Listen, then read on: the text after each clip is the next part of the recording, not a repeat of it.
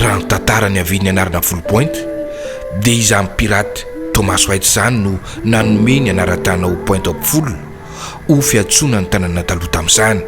Rehefa tonga miantso ny morontsiraka mitondra ireo entam-barotra sy mividy ireo andevo izy teto tamin'izany.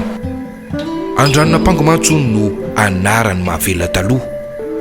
Avy eo no vain'ireo mpivarotra andevo ho Foulpointe no fiantsoana azy.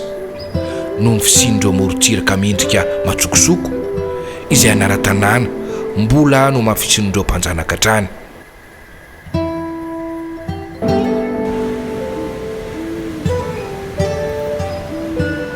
Raha ara-tantara dia tao Mahavelona no nipetraka sy namorom-ponenina faralako veronorany merina ny taona 310 no io toerana stratégique ho fiarovana amin'izay fanafiana an-dranomasina avy any Antsinanana.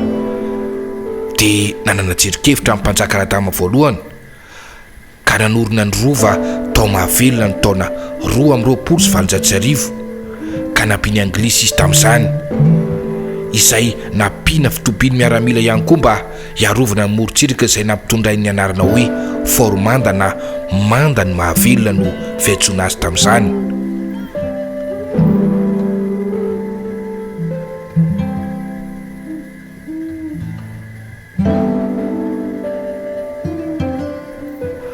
Azo lazaina fa miavaka tokoa ny fanorenana ity rova sy tompy miaramila ity satria dia nodidinina rindrina mirefy 9 metatra ny ahavony izay vita tamin'ny vovon-javaboary sy vato mifamatopatotra amin'ny akoran'atody, ka izay no mbola tazantsika mijoro eto Mahavelona amin'izao fotoana izao.